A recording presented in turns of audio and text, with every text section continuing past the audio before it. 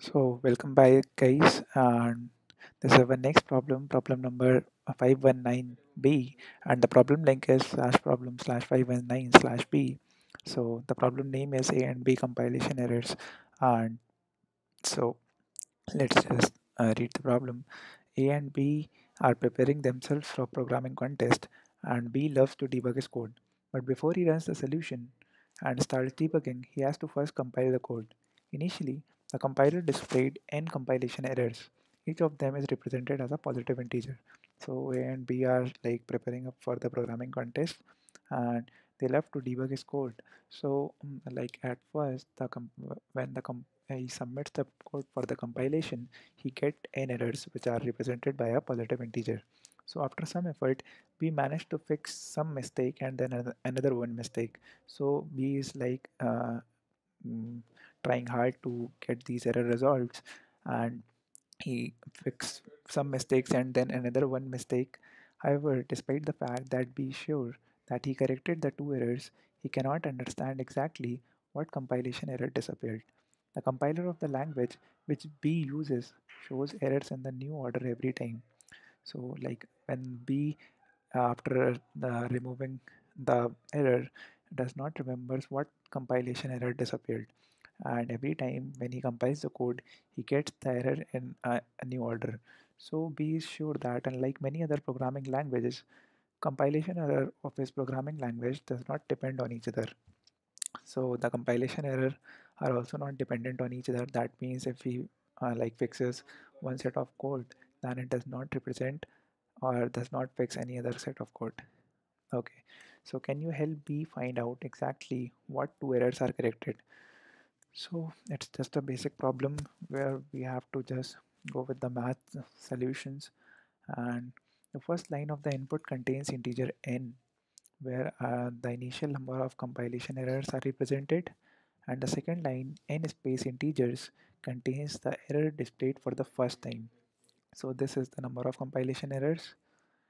These are the total number of like 5 distinct errors that are displayed for the first time, and the next n minus 1 spaced character integers the error displayed at the second compilation. So second compilation contains one error fixed. That means 4 errors are still left at the second stage, and for the third stage 3 errors are left. So you have to tell which is the bug fix at the line 2 and line 3. So when we compare one, like let me just copy and nothing to paste. Awesome. So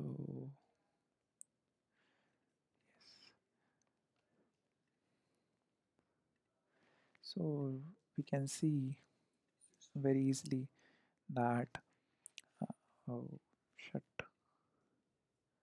Yes.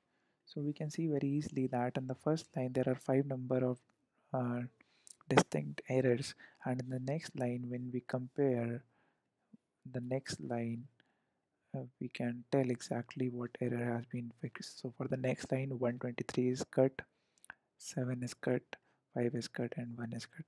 So 8th line error or integer is fixed. And for the for the comparing for the third line 123, 7, 5, and 1 is the second line input, and the third line input is 517, like yeah, errors. So 123 is the third stage corrected. So the output is 8 and 123. So let's just dive straight into the problem, and the problem number is 519b. So it has been a lot of days I haven't pushed the code due to the busyness and everything. So I think I will resume soon. Yeah.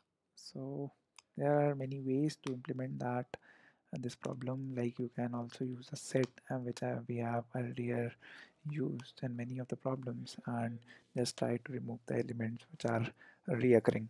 So yes, uh, like first let's take the number of test cases, and now what we have to do here is that um, I'm going by this approach that you just sum the inputs at the first line.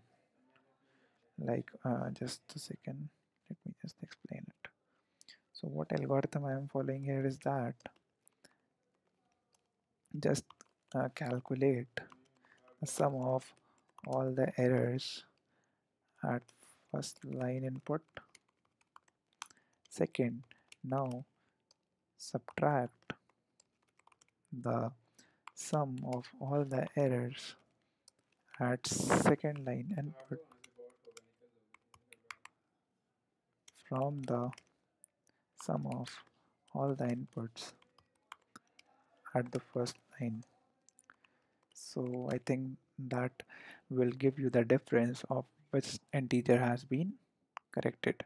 So, and this algorithm, like in this code, will loop from like for the three stages. As you can see, three inputs, 1, 2, and 3 for all the cases, 1, 2, and 3. So that we have to make generally. So let's take straight in the code. Like, so I have to take the number of iterations till t minus 2 as t minus 1 and t minus 2 are like the three number of iterations, and while t minus minus is greater than equal to iteration. So like just now what we have to do here is that initialize as counter as sum and a counter as previous sum equals to 0. Now we have to also like initialize the count variable, which will, like for the first count I have to just do only the sum and not subtract this sum from any other sum. As you can see, I can keep the counter or not, it does not matter. I can subtract and still get 0. So it's better to use a counter here. So now I will loop for like there are 5 input. So for the first case t, I will loop until t plus 1, as here uh, we have like a like decremented t with 1. So I have written here t plus 1, so that for the first line we get exactly 5 inputs. So I am writing this loop for the inputs. Now I just have to do is just sum the inputs here. Yeah, nothing else. The current state sum, the previous state sum, only three stages possible, t minus 1 and t minus 2. Yeah, so for the next, for we have like now we have to check if c equals to 0. Like for the first condition you have to just do the previous sum equals to sum. So we have got the input here now, and we have to also do sum equals to 0 as we are using sum equals to sum plus. So what I did here exactly is that I did for the first 0th case of counter 0, I did the sum of all these elements and assigned the value to the previous sum and did the current value of the variable sum equals to 0. So I will explain it once more when I write the whole code and test whether it is working or not. So now you have to just print the previous sum minus sum, and previous sum equals to sum, and like you just keep you can keep this condition outside also, and you just increase the counter. So yes, I think we are done with the problem, and let's just compile and I will explain the whole code. Yep, 8 and 123. And for the next 1 and 3, yeah. So finally we have got the answer, and let's just dive into the pseudocode, copy paste it into the our app and just clear all the things. think I have to restart that page. Some of the UI elements are still not drawn on the website, and that is allowing me to guess what features I could use. So yes, um, let's just keep the size to something greater, and yes. So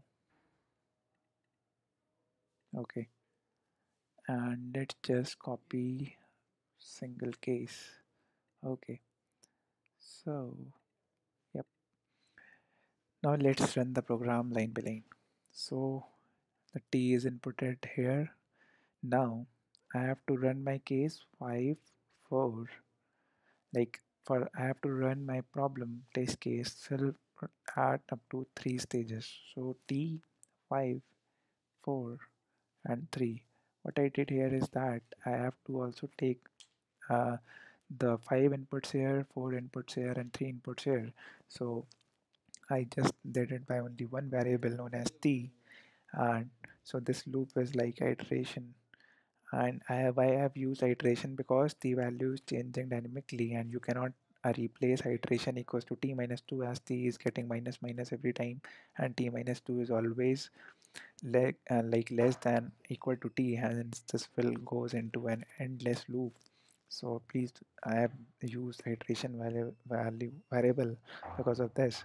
So for for the next for loop, I have initialized I equals to 1 to t plus 1, as I told you that t minus minus here goes to 4 and I have to use it till 5. So what I did exactly here is now, sorry, now my sum is initialized to the first line input sum. I'm sorry, I think I have missed my practice of writing it daily through mousepad. First line sum, yep. Now if c equals to 0, then previous sum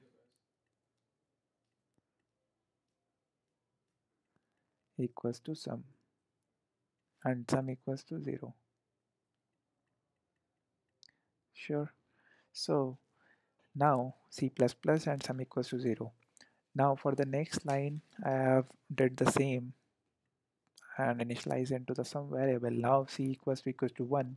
That goes to the else case. Now previous sum minus sum, like it exactly gives me what line has been changed. So it will print 8, and now the previous sum becomes this sum as earlier, and sum becomes 0, and hence this loop, and we get the answer 8 and 123. Yep, this is our final solution of the problem, and I think that is clear. So let's just submit the code and let's just check what happens. Okay, so running on test 7, 10, accepted. So guys, yes, the problem is finally accepted, and the problem was problem number 519B. Thank you for watching, guys. Do like and share. Okay, bye bye.